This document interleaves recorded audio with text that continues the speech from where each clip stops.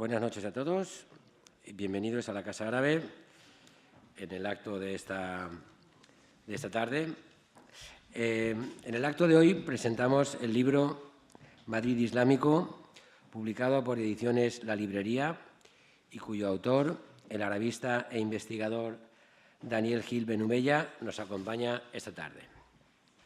No es esta la primera vez que Casa Árabe presta atención en su programación a los orígenes árabes de Majerit, que datan de mediados del siglo IX, con la fortaleza creada por el emir omeya Mohammad I.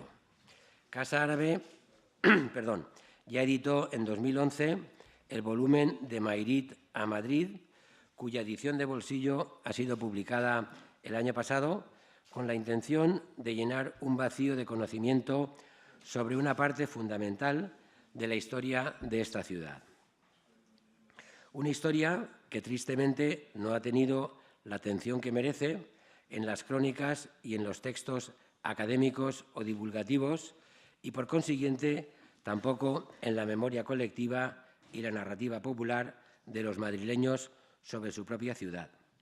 En aquella ocasión, la publicación, auspiciada por Casa Árabe y que también coordinó el propio Daniel Gil Benumella, comenzaba con esos orígenes que han convertido a Madrid en la única capital europea de fundación árabo-islámica y a través de diversos capítulos escritos por autores de variadas disciplinas, nos acercaba hasta el Madrid actual para poner de relieve ese carácter multicultural y hospitalario que caracteriza a la urbe madrileña del siglo XXI. Pero la publicación de Majerit a Madrid no es la única iniciativa que Casa Árabe ha llevado a cabo con este fin divulgativo en relación con los orígenes de la ciudad. Desde hace 2 años se ha venido apoyando la organización de visitas guiadas a aquellas zonas del centro de Madrid que todavía guardan vestigios del siglo IX. Esto ha sido gracias al buen hacer de la asociación Ahora Arquitectura, un colectivo de jóvenes arquitectos e historiadores del arte, cuyas rutas tras las huellas del Madrid árabe han tenido siempre una gran aceptación, lo cual demuestra el interés de los madrileños por este tema. El libro que hoy presentamos tiene quizá su semilla en las investigaciones que Daniel Gil Benumella comenzó cuando coordinó para Casa Árabe ese otro volumen que he mencionado. En esta ocasión, Madrid Islámico es una monografía que se detiene con mayor profundidad en los capítulos de la historia medieval de Madrid, trazando una cronología más detallada de su fundación y desarrollo hasta la Reconquista y el Madrid de los Austrias. Es por ello que es bienvenido este nuevo esfuerzo por desvelar y divulgar una parte imprescindible de la historia de Madrid y que merece ser restituida. Para Casa Árabe, los orígenes árabo-musulmanes de Madrid son importantes por estar una de nuestras sedes en Madrid y por ser el Ayuntamiento y la Comunidad de Madrid 2 de las 6 entidades consorciadas que constituyen el Consejo Rector de esta institución. Pero también es importante, con independencia de eso, porque este libro y esa filiación madrileña ponen de manifiesto uno de los temas centrales de Casa Árabe, a saber, nuestra especial, directa e inmediata vinculación con el mundo árabe desde una perspectiva general española. Conocer y entender nuestro propio pasado, señaladamente el árabo-musulmán, es una herramienta de primer orden para poder comprender mejor y más empáticamente nuestro propio presente. Nada de eso está de más si tenemos presente que estamos en un edificio neomudéjar. Demasiadas resonancias, por tanto, para no tenerlas en cuenta e iluminarlas como hace este libro de Daniel Gil Benumella. Y sin alargar más mi intervención, voy simplemente a recordar un par de datos biográficos del autor del libro. Daniel Gil Benumella, nacido en Rabat en 1970, es arabista, editor e investigador sobre Islam e islamofobia en Europa.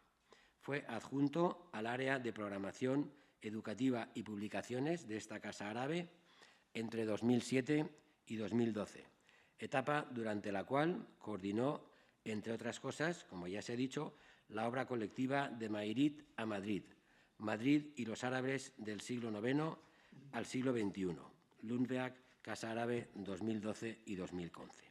Embrión de la obra posterior Madrid Islámico que hoy presentamos. En la actualidad es miembro del Euro-Mediterranean University Institute de la Universidad Complutense y doctorando en Ciencias de las Religiones en la misma universidad. Muchas gracias a todos por la paciencia y doy la palabra al autor del libro. Gracias.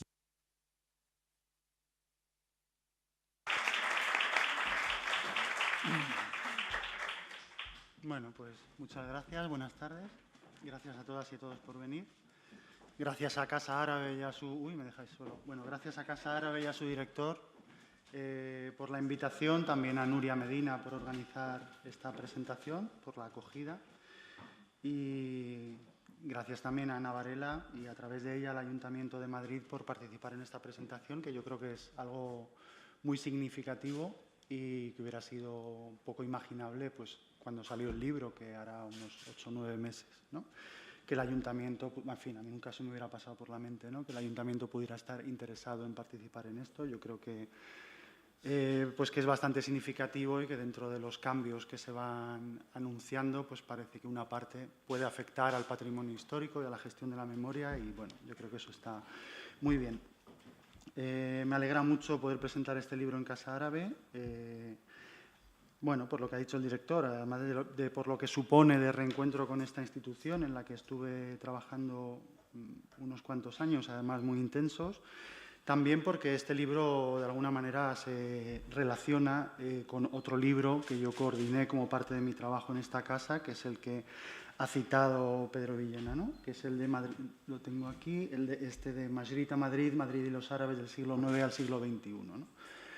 Explorar los vínculos de Madrid con lo árabe, pues a través de los siglos necesariamente implicaba remitirse a los orígenes de la ciudad, pues no en vano la construcción más antigua que existe en Madrid es la que popularmente se llama la muralla árabe. Entonces a mí ese trabajo de investigación me dio la oportunidad de acercarme a un periodo histórico que yo conocía de manera muy superficial, ¿no? Y a profundizar en él. Y entonces, durante todo el tiempo que duró la elaboración de este libro, que fue algo más de un año, fue un trabajo bastante largo, pues a mí me llamaron la atención de manera recurrente dos cosas. La primera es que es un periodo histórico que se ha estudiado mucho, tanto desde el punto de vista documental como desde el punto de vista arqueológico. Y es un saber que se ha plasmado en multitud de publicaciones académicas, de libros, de papers, ¿no? Como se dice ahora, de artículos, pero se ha quedado ahí en su mayor parte. Es decir, que es un conocimiento que ha quedado un poco en la penumbra de lo académico o de las publicaciones especializadas o, como mucho, ha llegado a la gente muy, muy interesada en la historia de Madrid, pero no es un conocimiento que haya pasado, digamos, a la cultura popular. No se ha puesto apenas en valor. Incluso los restos históricos de ese periodo, pues, bueno, si alguien ha pasado por la muralla árabe, no ahora mismo que está recién restaurada, sino hace unos meses y hasta unos años atrás, realmente ha sido un espacio bastante abandonado. Las rutas turísticas que había sobre este legado pues existieron en algún momento y luego se abandonaron, etcétera, ¿no? Esto me llamó mucho la atención. Y luego la segunda cosa que me llamó la atención es que, a pesar de que todo este conocimiento científico confirmaba lo que en realidad ya se sabía o se intuía por lo que decían las fuentes medievales, o sea, que Madrid fue una ciudad fundada en época islámica, en un sentido civilizacional, o sea, en época andalusí, pues parece que siguen teniendo más predicamento y hasta ahora al menos también más apoyo institucional y mediático las tradiciones que sitúan los orígenes de Madrid fuera del periodo islámico, es decir, generalmente antes del mismo, y de esta manera integran a Madrid en la narrativa de la Reconquista, o también a veces después del mismo. ¿Por qué ocurre esto? Bueno, pues no solamente porque exista una brecha entre el conocimiento científico y el conocimiento común o popular, que también, sino sobre todo por un condicionante ideológico que es muy fácil de detectar cuando uno se acerca a esta historia, ¿no? Es un condicionante ideológico que viene de lejos y que básicamente remite a que la herencia de Al-Ándalus es un elemento de muy difícil gestión en la identidad nacional española. Y al ser Madrid capital de España, pues parece que de alguna manera condensara esa identidad nacional y esa problematización de Al-Ándalus, ¿no? Entonces se me ocurrió que podría ser, bueno, se me ocurrió hacer este libro, no este libro en concreto, pero se me ocurrió que estaría bien hacer un libro que, por un lado, contribuyera a difundir la historia de la herencia islámica de Madrid, por un lado, sacándola del ámbito académico, ¿no? Y también, por otro lado, bueno, porque la historia del Al-Ándalus, los periodos históricos a veces yo creo que se estudian dentro de marcos muy estrictos. Bueno, yo no soy historiador, pero por lo menos con la historia del Al-Ándalus me parece que pasa eso, ¿no? O sea, en 1492 se conquista el Reino de Granada y se acaba Al-Ándalus. En el caso de Madrid, mucho antes, en el año 1085 se conquista el Madrid islámico y se acaba el Madrid islámico. La realidad es que no es así. La herencia histórica de Al-Ándalus duró mucho más. No solo la herencia cultural, sino la herencia humana. En el caso de Madrid hay un periodo estrictamente de historia islámica que son 250 años, pero luego durante 500 años más está documentada la presencia de minorías musulmanas en Madrid y además muy activas y muy importantes en la historia de la ciudad. Entonces yo quería integrar eso dentro de lo que llamo el Madrid islámico, ¿no? Y el segundo objetivo del libro era precisamente pues, tratar de analizar toda esta cuestión ideológica que rodea la historia de los orígenes de Madrid. Es decir, por qué existe claramente cierta incomodidad con la idea de que Madrid pudiera haber sido fundada por musulmanes. Incomodidad que se ha ido replicando, al menos desde la época de los Austrias hasta hoy, y que condiciona tanto la forma de narrar la historia como el propio tratamiento que han recibido los restos materiales de ese periodo.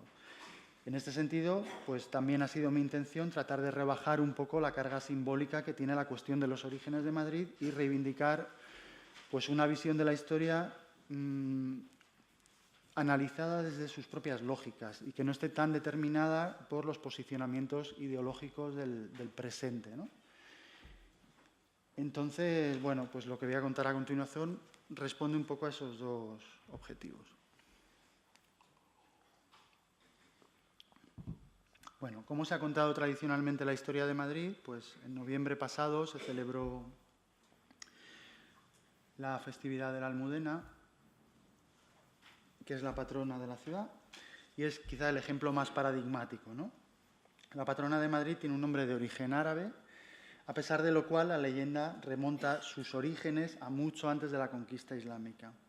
Cuenta la leyenda que en el año 712, o sea, un año después de la conquista islámica, el 711, Madrid era una ciudad ya existente, amurallada, y entonces los habitantes de Madrid, al tener noticia de que llegaban los invasores, y dando por hecho que esos invasores iban arrasando todo a su paso, pues cogieron aquello que tenían más preciado, que era la imagen de su patrona, y la escondieron dentro de la muralla.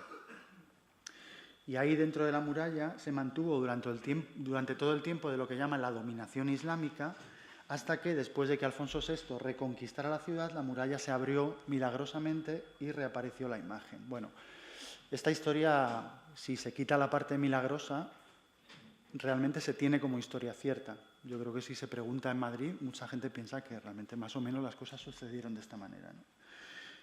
Y esta narración corresponde con lo que se ha hecho de la propia historia de España desde la perspectiva nacionalista, que ha sido la dominante y lo sigue siendo al menos en el terreno de lo divulgativo, ¿no?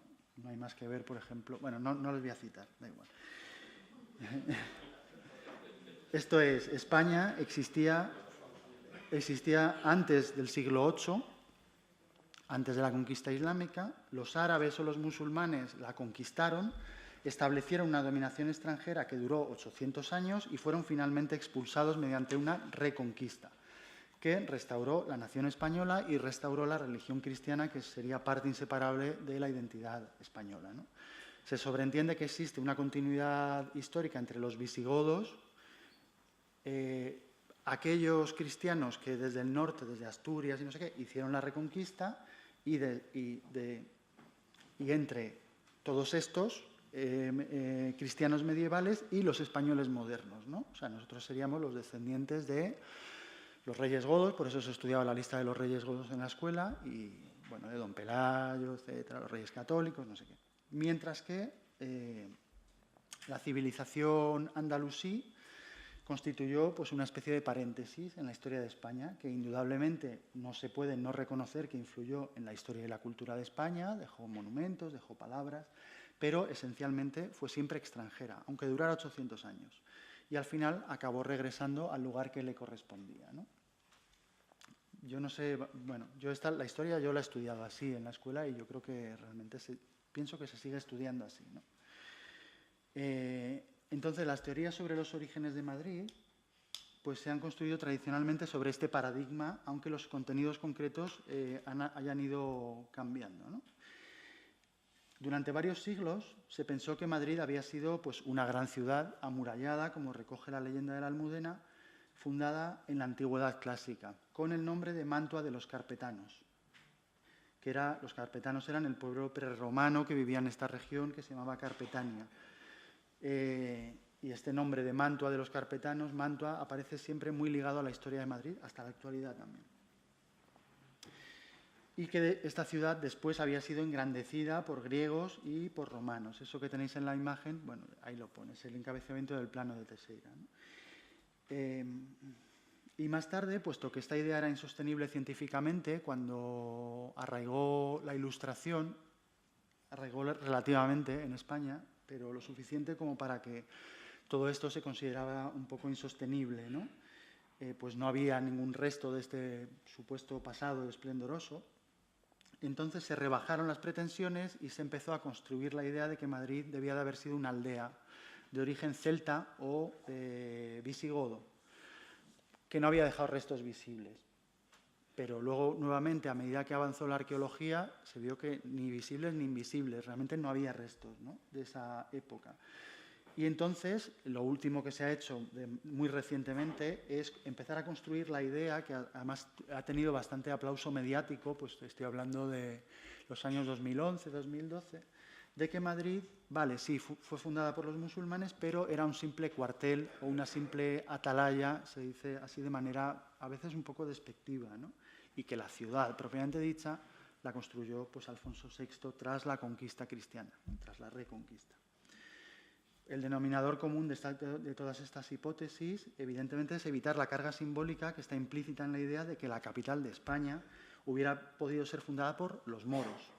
Los moros, que son el gran otro histórico del imaginario nacionalista español y en la actualidad son el enemigo o el peligro por excelencia de quienes sostienen la idea del choque de civilizaciones, lo que explica que todo este revisionismo del pasado siga teniendo plena vigencia. Bueno, ahí tenemos. ¿Qué dice exactamente la historia? Pues el único dato cristiano anterior a la conquista de Madrid, es decir, el único dato con el que han podido contar todos estos fabuladores desde la época de los Austrias hasta más o menos los años 40 del siglo XX, era una crónica escrita a principios del siglo XI en la que se narra la incursión del rey Ramiro II de Asturias, un siglo antes, en el territorio que dice la crónica, de los caldeos, o sea, de los infieles, donde atacó la ciudad que llaman Mayerit.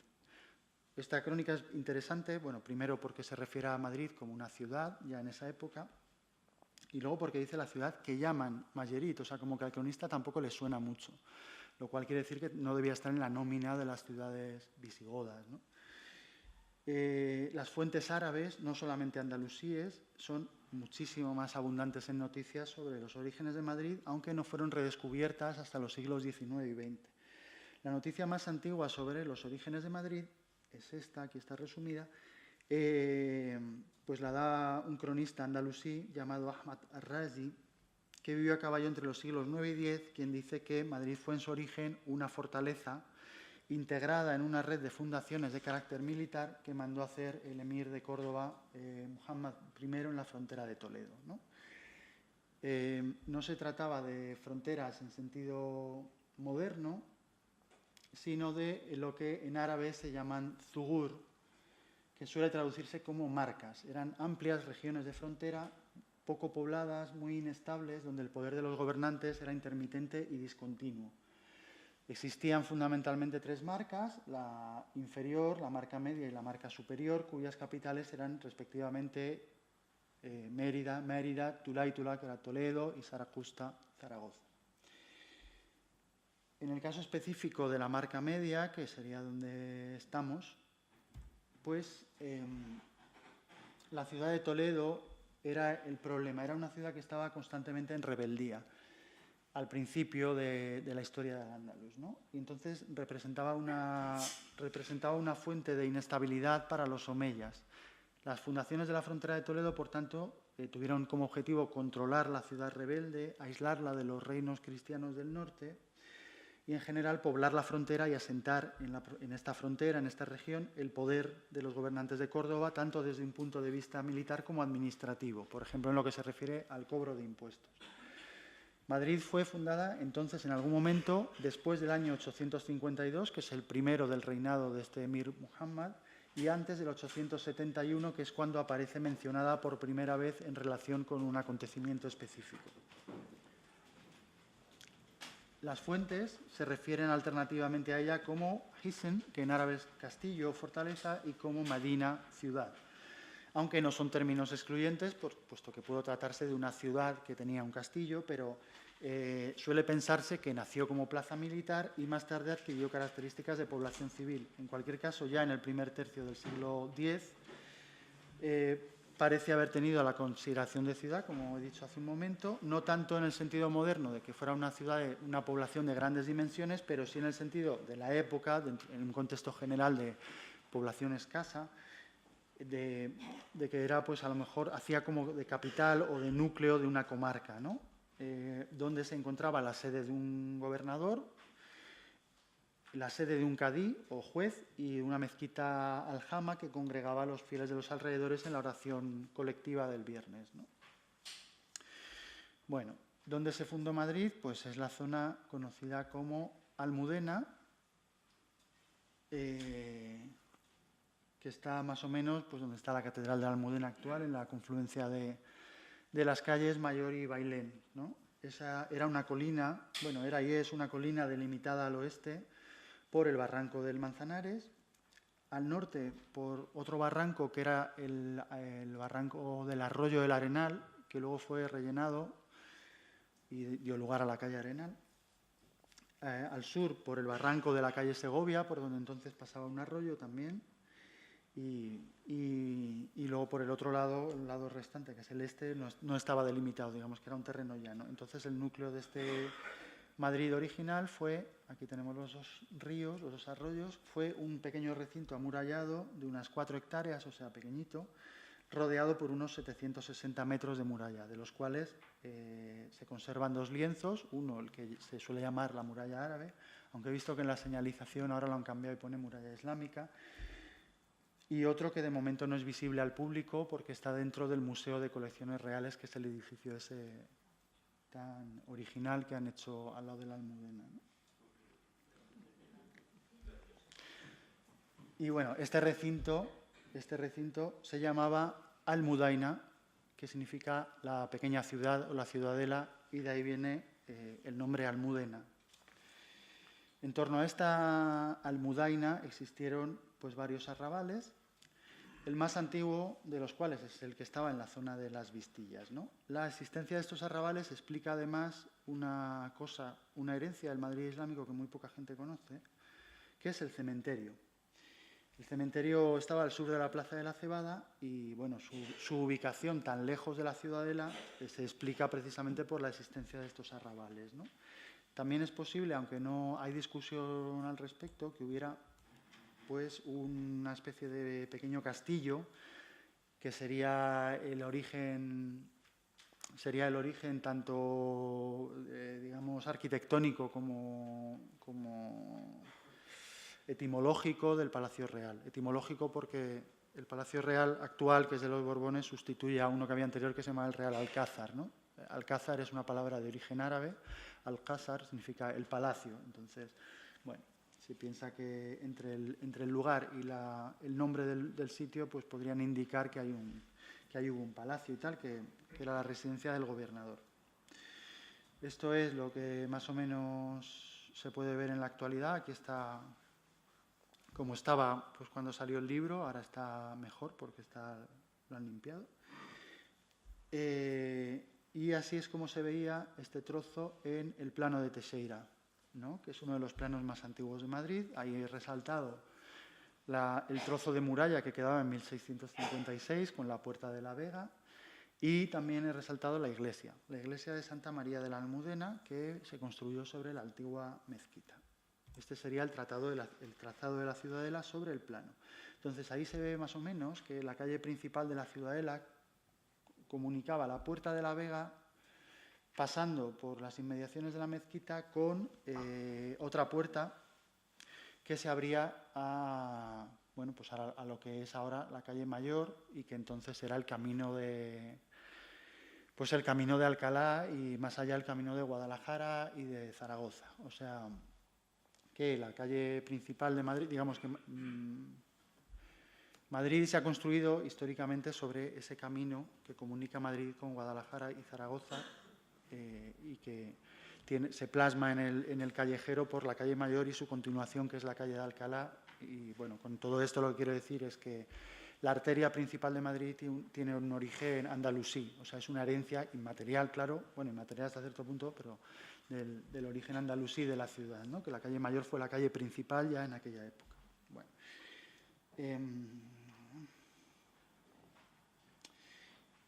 luego se supone que había otra calle que subía hacia el norte, y en la confluencia de las dos calles, de esta calle Mayor ya entonces y la otra que subía hacia el norte, pues estaba la mezquita.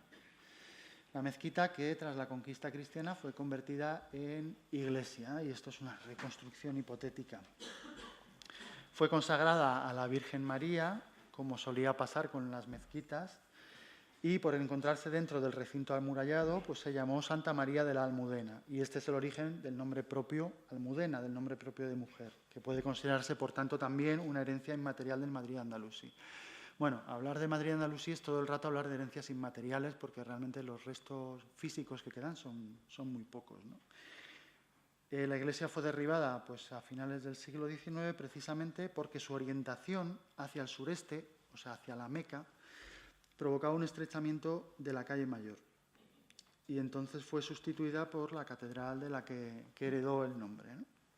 Y afortunadamente pues todavía ya se había inventado la fotografía y ya queda esta foto. Volviendo a la cuestión de los orígenes, porque claro, toda la cuestión de los orígenes es, bueno, vale, Madrid la fundó Muhammad I, pero ¿qué había antes? Porque si había un poblado, por ejemplo, visigodo, que es lo que se suele decir, pues entonces el mérito de la fundación de Madrid ya recae en los visigodos, no recae en los otros. Bueno, pues volviendo a la cuestión de los orígenes, yo pienso que no es imposible para nada que hubiera en Madrid una población anterior realmente a la fundación de Muhammad I. No es imposible porque, entre otras cosas, las personas que construyeron la muralla en algún sitio tuvieron que vivir durante todo el tiempo que tardaron en construir la muralla. Pero, en todo caso, para situar esta cuestión en un terreno estrictamente histórico o estrictamente científico, pues yo creo que habría que desactivar toda la carga simbólica que se le quiere dar a este tema y recordar que en el momento de la fundación de Madrid ya hacía más de un siglo y medio que los visigodos habían pasado a la historia.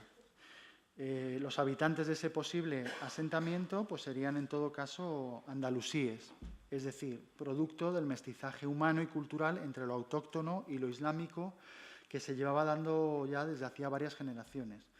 Es difícil afirmar una pertenencia cultural específica y cerrada para los habitantes de ese supuesto poblado. No sabemos qué religión tenían en aquella época. Pues había tanto cristianos como musulmanes. El Islam todavía no era la religión mayoritaria del Andalus. Tampoco sabemos qué lengua hablaban. Y desde luego lo que más carece de sentido, a mi juicio, es tratar de establecer paralelismos entre las características de las poblaciones de hace más de 1000 años y las identidades nacionales actuales, que son una construcción totalmente moderna. Entonces, lo que sabemos de los primeros habitantes de Madrid realmente es muy poco, ¿no?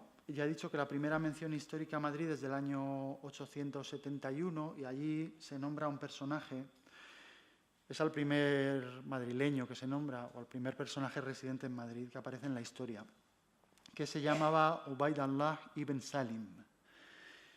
Fue probablemente el primer gobernador de la ciudad. Este nombre Ibn Salim, que significa hijo de Salim, pues remite al linaje de los Banu Salim, los hijos de Salim, que eran una tribu bereber, amazigh, aliada del poder omeya, aliada del poder de Córdoba, y que controlaba toda la región de la Marca Media hasta el punto de que eran llamados los príncipes de la frontera. Esta tribu tenía su capital en una ciudad a la que dieron su nombre, la ciudad de Salim, que es en árabe Madinat Salim, o sea, Medinaceli, y es bastante probable que fueran ellos los constructores del Castillo de Madrid y estuvieran entre sus primeros pobladores. Pero aquí nuevamente hay que tener en cuenta que en aquella época, a finales del siglo IX, llamarse bereber o llamarse árabe significaba fundamentalmente considerarse parte de un linaje tribal que se heredaba por vía paterna, pero por vía materna se había producido ya desde el momento de la conquista en el siglo anterior un mestizaje con la población local, ¿no? Bueno, todo esto nos lleva también al significado del nombre de Madrid. Este nombre Majrit es el nombre con el que aparece en las crónicas árabes, que dio en castellano medieval Mayerit, y de ahí con sucesivas derivaciones, pues Madrid, ¿no? Pero Majrit en realidad no posee ningún significado en árabe. A lo largo de la historia se han propuesto muchas etimologías para el nombre de Madrid, algunas más fundamentadas, otras más fantasiosas, ¿no? Y en la actualidad normalmente la gente se suele decantar, los investigadores, se suelen decantar entre dos, que son las más aceptadas. Una es que es una arabización de un nombre romance, matriz, que sería hipotéticamente el nombre del arroyo que bajaba por la calle Segovia y que habría sido el principal punto de agua de la ciudad. Y otra es que es un híbrido del árabe majra, que significa lecho, canal o cauce, y un sufijo romance de abundancia, it, que es lo que en castellano actual es el sufijo edo, como cuando decimos alledo, por ejemplo. Alledo, lugar donde hay hayas, pues majrit sería un majredo, o sea, un lugar donde hay cursos de agua, ¿no?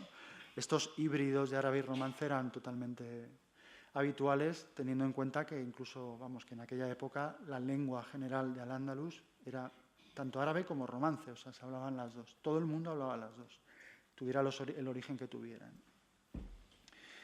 Sin embargo, yo creo que el tema no está cerrado porque no se ha tenido, por ejemplo, en cuenta el aporte lingüístico que pudieron hacer originalmente los bereberes, ¿no?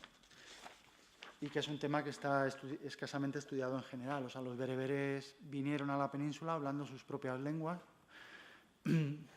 y además entre esas lenguas pudo haber también alguna forma de romance, porque el norte de África había sido romanizado también y se sabe que en aquella época se hablaba en el norte de África, había tribus bereberes que hablaban variantes del romance, entonces, pues no cabe la posibilidad de que trajeran alguna y tal. En fin, que es un tema yo creo que todavía dará, que todavía se estudiará, ¿no?, con el tiempo. Bueno, los personajes madrileños de este periodo que han pasado a la historia, y hay que decir que son, como es habitual, son todos hombres, son o bien algunos gobernadores de los que se conoce solamente el nombre, algunos ulemas o sabios religiosos que acudían a la frontera a hacer el ribat. El ribat, que era una práctica meritoria consistente en una especie de ascetismo y de ayuda a la defensa de las fronteras del Islam. O bien otro tipo de personajes que han pasado a la historia con el sobrenombre de al-Majriti, el madrileño. El más famoso de los cuales es este hombre, Abul Qasim Maslama al-Majriti, que fue un matemático, astrónomo y químico muy famoso, que vivió en Córdoba y cuyas obras tuvieron mucha influencia en la ciencia medieval, tanto islámica como cristiana. Aquí lo vemos en una miniatura cristiana y en un sello actual de Jordania, ¿no? A pesar de lo cual, en España obviamente no se le conoce prácticamente nada y en Madrid no tiene, como es habitual, pues también ninguna calle, ¿no? Ni siquiera suele aparecer en los diccionarios biográficos de madrileños ilustres. Yo he estado mirando, creo como una decena de ellos y es bastante sorprendente, no aparece en ninguno, ¿no? Bueno, decía que Madrid era la capital de una comarca. No se sabe muy bien qué características tenía esa comarca, pero sabemos que han quedado algunas huellas de esa región de Madrid. Para empezar, hay dos topónimos, Vaciamadrid y Salmedina.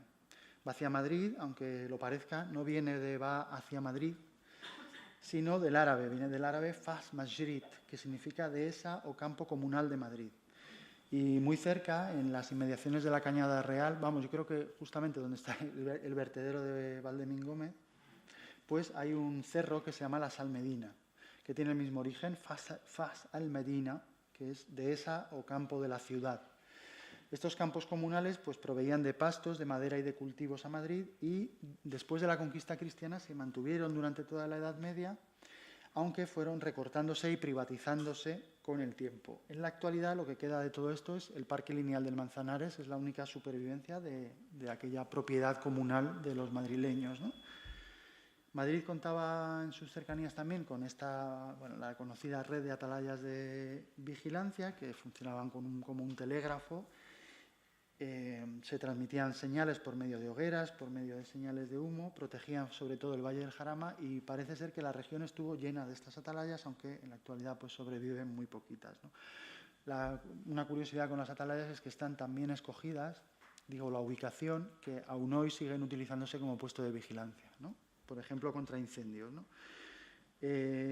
Bueno, también ahí se ve que protegían la ruta del río Henares, que era esa ruta que iba a Guadalajara y a Zaragoza, y de hecho se dice que el nombre árabe del Henares, que en árabe era Guadalhajara, río de las piedras, que luego ese nombre pasó a la ciudad de Guadalajara, que originalmente se llamaba de otra manera. Bueno, pues este río de las piedras, lo de las piedras parece que hace referencia a la cantidad de construcciones defensivas que había por allí, ¿no? Por sus orillas. Bueno, como he dicho, el Madrid andalusí duró unos 250 años, perteneció sucesivamente al Emirato, al Califato de Córdoba, luego cuando Al-Ándalus se disgregó, pues le tocó pertenecer al Reino de Toledo y este reino pues acabó colapsando y se acabó entregando mediante un pacto al Reino de Castilla, del que era vasallo, ¿no? Entonces, entre los años 1083 y 1085, Madrid pues, fue conquistado de manera pacífica por Alfonso VI de Castilla. Entonces, bueno, ¿qué pasó con los musulmanes madrileños? Pues lo que pasó, el pacto que establecieron fue que el nuevo poder les permitiría seguir practicando su religión y su modo de vida siguiendo un modelo similar al que existía con los cristianos en Al-Ándalus, ¿no? Así que, aunque una parte de los madrileños huyó hacia el territorio musulmán, otra se quedó y se convirtieron en lo que historiográficamente se llama mudéjares, aunque realmente en la época se llamaban moros, simplemente, ¿no? Y esta comunidad mudéjar de Madrid, pues luego más tarde se fue engrandeciendo con otros musulmanes llegados de otros sitios, unas veces como inmigrantes, procedentes de otras zonas de Castilla, tal, otras veces como cautivos, como esclavos capturados en las batallas contra los musulmanes, que bueno, pues pasaban un tiempo en Madrid como esclavos, luego eran liberados y acabaron formando pues una comunidad bastante interesante, ¿no? La historia está, vamos, si ya la historia del Madrid de Andalusí es más o menos poco conocida, la historia de la comunidad mudéjar de Madrid lo es todavía menos y está muy bien estudiada. Realmente, desde el punto de vista académico, se conoce muy bien. Es una pena que no se conozca, digamos, que no esté más popularizado, ¿no? Entonces, bueno, ese sería el Madrid posterior a la conquista, ¿no? Lo que hicieron ahí los castellanos fue mantener la ciudad del Andalusí y alrededor de los arrabales de época islámica, pues hicieron una segunda muralla, que es la que hoy se conoce como muralla cristiana, de la que quedan algunos trozos también. La mezquita, a pesar de los pactos, inmediatamente fue convertida en iglesia y entonces se construyó otra mezquita más modesta en la zona de la Morería. La Morería es el barrio que está ahora en la zona de las Vistillas, del cual pues, sobreviven todavía algunas calles, ¿no? La Plaza de la Morería, la calle de la Morería, etc. Bueno, Plaza de la Morería. Ahí salen. Los mudéjares realmente no se parecían probablemente en nada a estos que aparecen en las placas, que son más bien el producto de una fantasía orientalista, ¿no? O más bien de los tópicos que se tienen sobre el Magreb y los magrebíes, porque realmente los mudéjares no se diferenciaban en nada de sus vecinos cristianos. No se diferenciaban ni en el aspecto físico, digamos, ni en los rasgos físicos, ni en la forma de vestir, ni tampoco en la forma de hablar, ya que con el tiempo perdieron el uso de la lengua árabe, salvo como lengua litúrgica, ¿no? Y existieron, de hecho, varias medidas legales que procuraban obligarles a diferenciarse físicamente, o sea, a parecer moros, ¿no? A llevar una ropa determinada, a dejarse unas barbas y tal, pero realmente la repetición de estas medidas legales pues hacen ver que no se cumplían, ¿no? Era una comunidad pequeña, pero estaba más o menos bien considerada en Madrid, ¿no? Al menos su élite, estaba bastante integrada en la vida de la ciudad. Controlaban casi en exclusiva algunas profesiones, como la de alarife o maestro de obras, o la de herrero, que eran esenciales para la comunidad. Por ejemplo, los herreros musulmanes, de hecho, llegaron a protagonizar la que quizás sea la primera huelga conocida de la historia madrileña, ¿no? Y plantearon un pulso pues, a los propios reyes católicos. Me lía un poco con las hojas. Vale. Bueno, el arte mudéjar, en Madrid existen varias muestras. En fin, es un híbrido entre los estilos arquitectónicos musulmanes y cristianos. Y bueno, la denominación de arte mudéjar es un poco engañosa, ya que era un estilo arquitectónico realmente general. Es decir, no necesariamente era obra de mudéjares, ni tampoco los alarifes mudéjares dejaban de usar otros estilos. Por ejemplo, en Madrid no se sabe quién construyó estos ejemplos, que son bueno, la puerta de la Casa de los Lujanes, en la Plaza de la Villa, la iglesia de San Pedro, la torre de San Nicolás, pero sí se sabe que, por ejemplo, el Hospital de la Latina, que fue la construcción que dio nombre al barrio de la Latina, que era de estilo gótico, lo diseñó un alarife mudéjar, cuyo nombre se conoce, era el maestre Hassan. A finales del siglo XV, los reyes católicos finalmente decidieron hacer efectivas las medidas de apartamiento que obligaban a musulmanes y judíos a vivir en sus barrios específicos, las juderías y las morerías, y poco después, tras la conquista de Granada, decidieron liquidar definitivamente la diversidad religiosa. En 1492, como todo el mundo sabe, se expulsó a los judíos y en 1502 se decretó el bautismo obligatorio de los musulmanes de Castilla, que así se convirtieron en los llamados cristianos nuevos de Moro o moriscos. Bueno, una de las consecuencias de la desaparición de la conversión fue la desaparición del cementerio musulmán, que había sido utilizado desde el siglo IX y era, por tanto, el más antiguo de Madrid. Y me gusta siempre sacarlo a colación porque el cementerio, al contrario que otros cementerios desaparecidos de Madrid, este parece que sigue estando ahí. O sea, que sigue estando ahí debajo de las casas. Se ha descubierto muy recientemente y, sin embargo, es muy poca gente la que conoce su existencia. No está señalizado de ninguna manera, ¿no? Y es bastante grande. Bueno, ya para ir terminando, pues los moriscos, o sea, estos musulmanes conversos, eran muy diferentes en unas zonas y otras de España. Los musulmanes de Castilla, como ya he dicho, en realidad apenas se diferenciaban de sus vecinos cristianos, salvo en las creencias religiosas, por lo que al convertirse realmente pasaban bastante desapercibidos. Y en el extremo opuesto estaban los moriscos del Reino de Granada, que eran culturalmente árabes. Hablaban árabe, realmente eran una gente que había sido colonizada unos años antes por una potencia extranjera, se podría decir así en términos modernos, y obligados a adoptar una religión y una cultura y unas costumbres que les resultaban totalmente extrañas. En 1567 una ley les obligaba a renunciar a los aspectos más importantes de su cultura, por ejemplo, a dejar de hablar árabe, a dejar de vestirse de esta manera, a dejar de cantar su música, a dejar de tocar sus instrumentos, a dejar de usar los baños, etcétera, etcétera, etcétera. Y entonces eso provocó una rebelión que fue aplastada a sangre y fuego, y entonces se decidió deportar en masa a toda la población del antiguo Reino de Granada y dispersarla por toda Castilla. Todo esto lo cuento porque llegaron a la región de Madrid varios miles de estos granadinos deportados, unas veces como deportados y otras veces como esclavos, pues, porque en la lucha contra esta rebelión las familias de los rebeldes fueron esclavizadas muchas veces. Entonces, en este Madrid de los Austrias, pues hubo muchos esclavos que sirvieron en casas de familias pudientes de la corte, ¿no? Bueno, la historia de los moriscos de Madrid realmente no está nada estudiada, es muy poco conocida, ¿no? Yo ahí he tenido que usar bastante documentación, digamos, primaria, y la he encontrado en los archivos de la Inquisición, sobre todo, ¿no?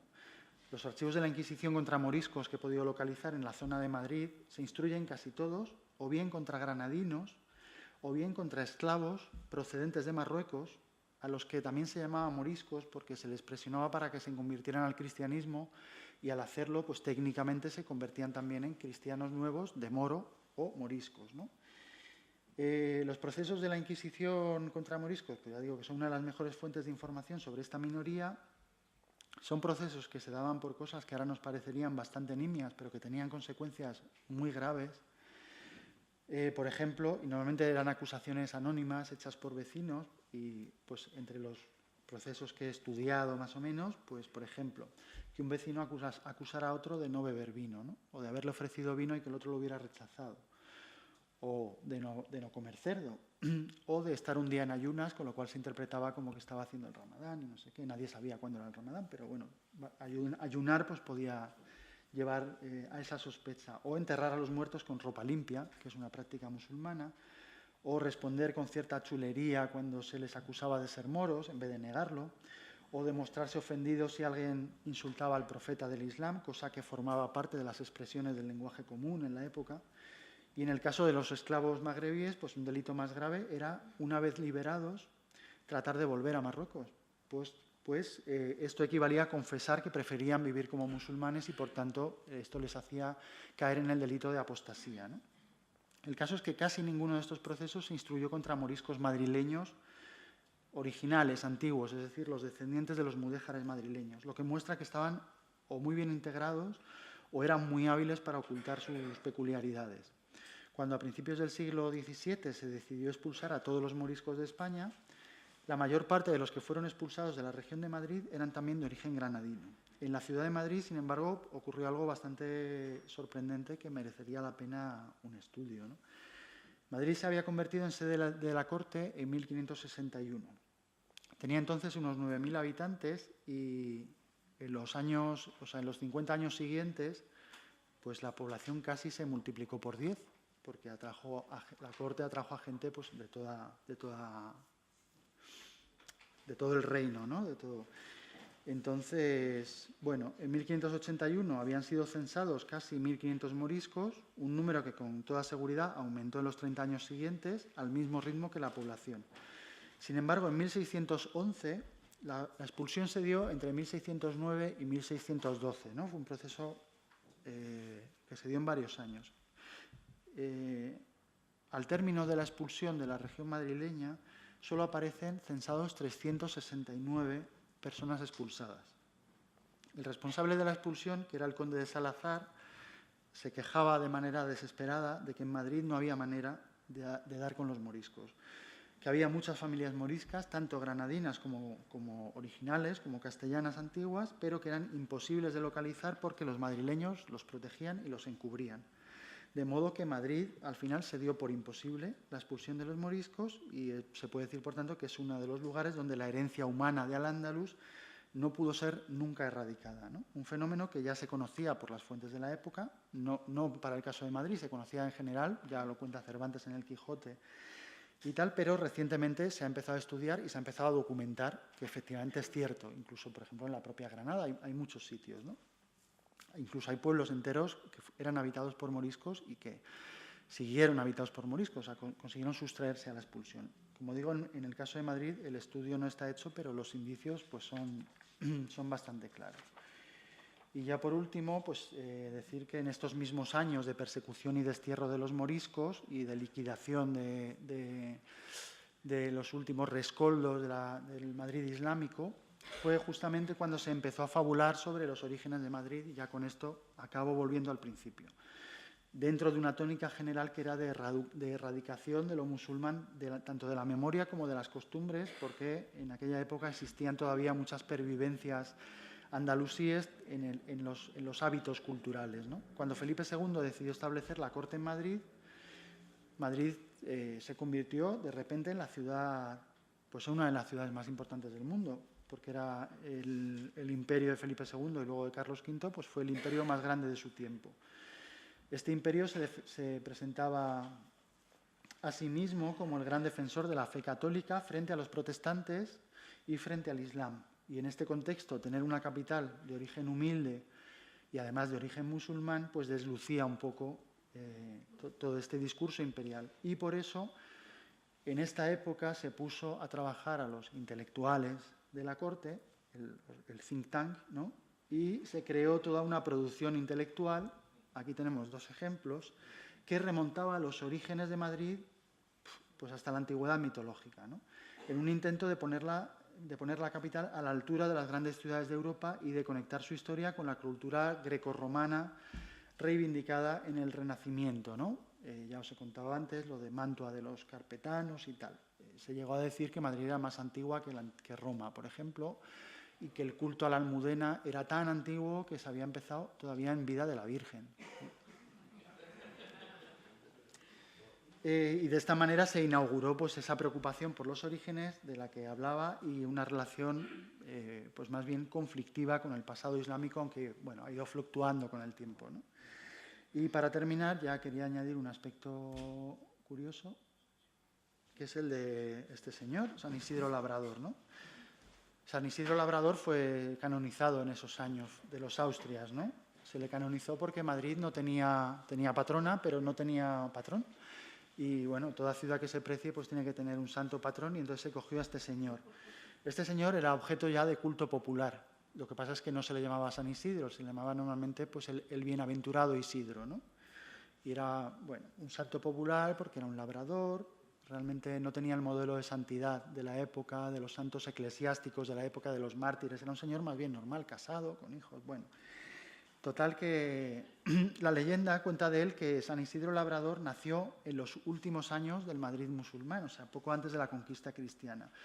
Pues hay un estudio reciente, y aquí me voy a disculpar porque no, o sea, lo he leído, pero no recuerdo el nombre de la persona que hizo el estudio, pero es una profesora de la Complutense, que muestra que San Isidro tiene un modelo de santidad más parecido al del Wali Allah, o sea, el amigo de Dios musulmán, que al de los santos cristianos de la época. Y sugiere que el culto a San Isidro podría ser un sincretismo cristiano-musulmán originado en el culto popular islámico en torno a la tumba de alguno de aquellos personajes, de alguno de aquellos santones, ulemas de los que he hablado antes, que venían a Madrid y que fue enterrado aquí, ¿no? Con lo que tendríamos la paradoja de que los dos símbolos cristianos por excelencia de Madrid, que son la Almudena y San Isidro, tienen ahí pues una raíz islámica. Y ya con esto pues acabo.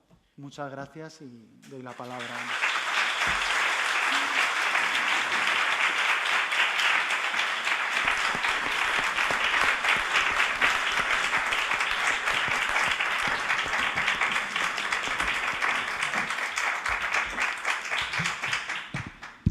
Gracias.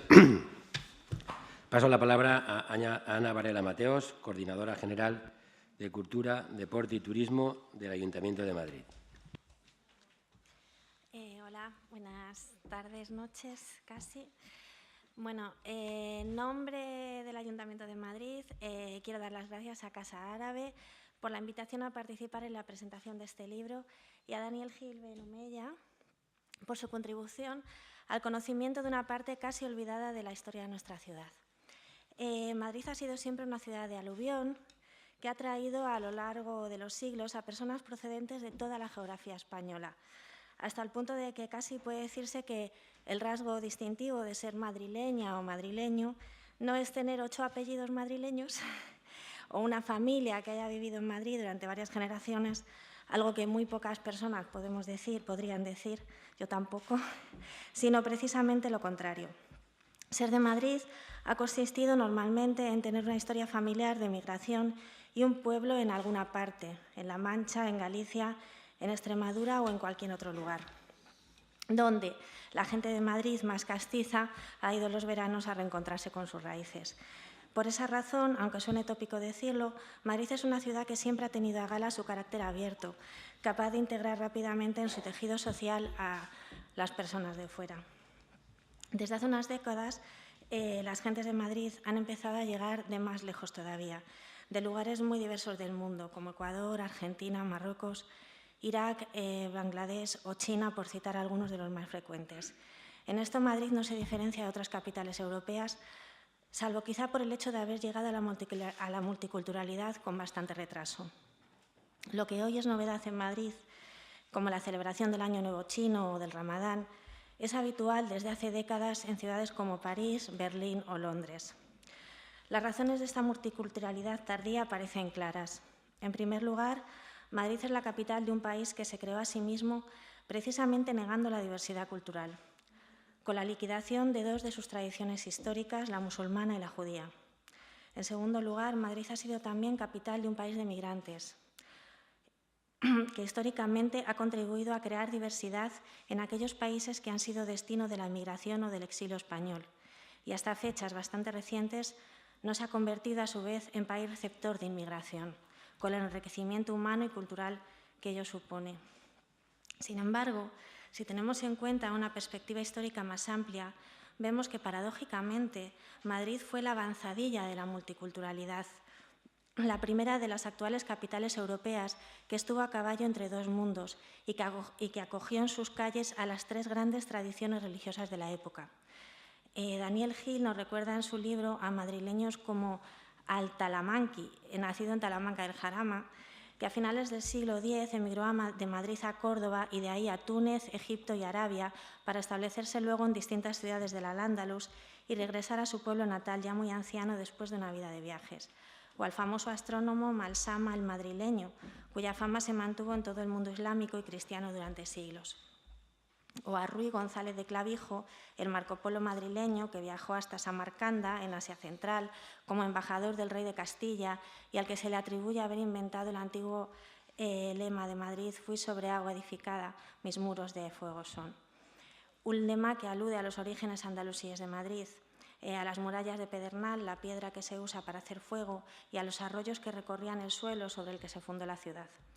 Daniel Gil nos recuerda también que la cultura islámica, que en la actualidad se considera extranjera o importada, fue una de las culturas propias, castizas, por así decirlo, de Madrid durante más de 7 siglos, que dejó una huella mucho más profunda de lo que parece a primera vista y que nunca se fue de Madrid, simplemente se diluyó en la vida de la ciudad.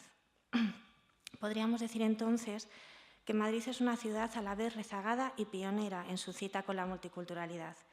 Esa aparente paradoja resulta muy interesante para imaginar políticas de la diversidad que enseñen que las contradicciones entre lo nuevo y lo tradicional, la cultura propia y la cultura ajena, muchas veces son solo aparentes, que las etiquetas y las separaciones no sirven, que las culturas y las tradiciones están permanentemente mutando, mezclándose y reformulándose, y que la función de cualquier política cultural debería ser enseñar a conocer y amar las diferentes manifestaciones culturales, como partes constituyentes del patrimonio común. El Ayuntamiento de Madrid tiene el compromiso de poner en valor el patrimonio histórico, artístico y cultural de la ciudad, tanto el material como el inmaterial, y también garantizar la visibilidad de la diversidad cultural de este Madrid del siglo XXI. En este sentido, la recuperación y la reivindicación del legado cultural islámico cumple una doble función.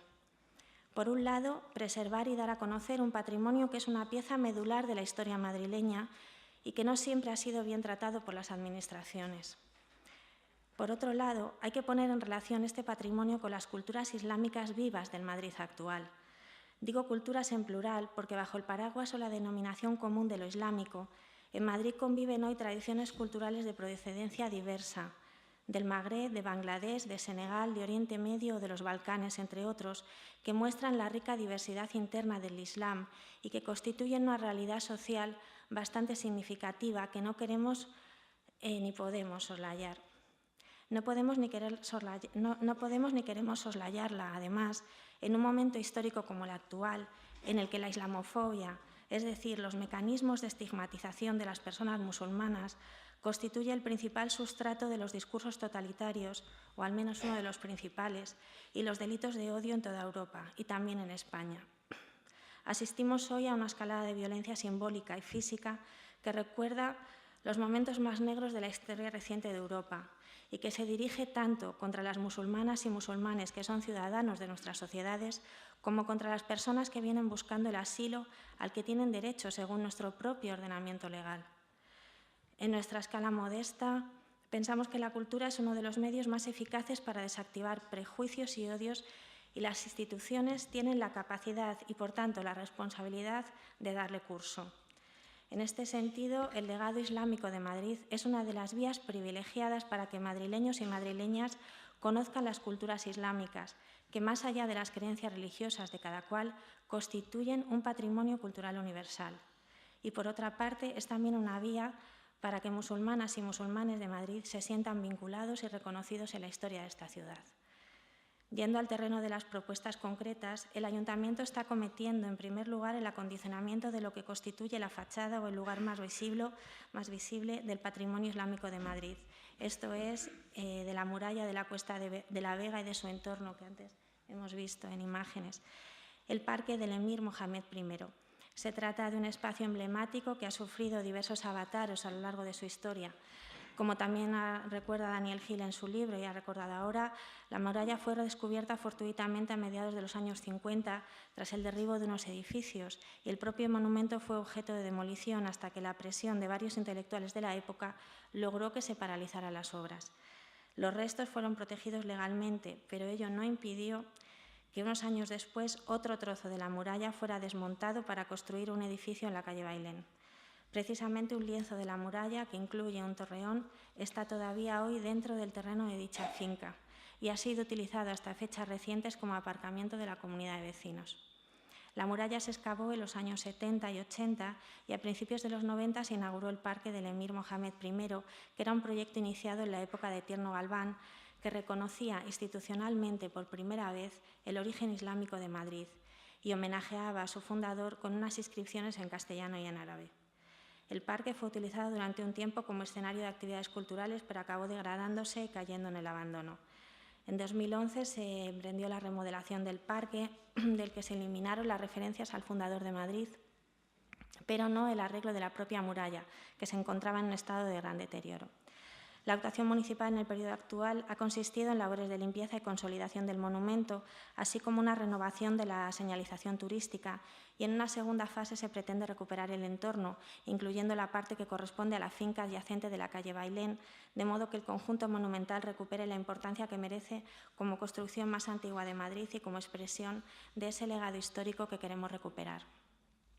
Por otro lado, el Ayuntamiento está trabajando ya con actores sociales para diseñar intervenciones en el sentido que comentaba, es decir, que pongan en valor el patrimonio material e inmaterial del Madrid islámico y que lo conecten con la realidad cultural diversa que podemos disfrutar en el Madrid de hoy. Aún es pronto para dar datos concretos, pero confiamos en que las ideas que van surgiendo se hagan efectivas muy pronto. Ello incluirá, naturalmente, la colaboración con entidades que también gestionan partes de ese legado histórico, como el Museo de Colecciones Reales, que aún no ha abierto sus puertas, pero que integra un importante conjunto monumental, o el Museo Arqueológico Regional, cuya sede está en Alcalá de Henares. Será una oportunidad también para desarrollar el turismo halal. El turismo acorde con la práctica religiosa musulmana, por ejemplo, en lo que se refiere a hábitos alimentarios, pero también a la adecuación de la información turística a los países de origen de este tipo de visitantes, que suelen ser países árabes y otros como Turquía o Malasia. El turismo halal, según la Organización Mundial del Turismo, crece un 25% más rápido que los demás tipos de turismo y ofrece volumen de gasto y de estancia considerablemente superiores a la media. España ocupa una posición privilegiada como destino turístico musulmán debido precisamente a su herencia histórica andalusí, y a pesar de lo cual no existen en nuestro país demasiadas infraestructuras o servicios orientados a este tipo de turismo.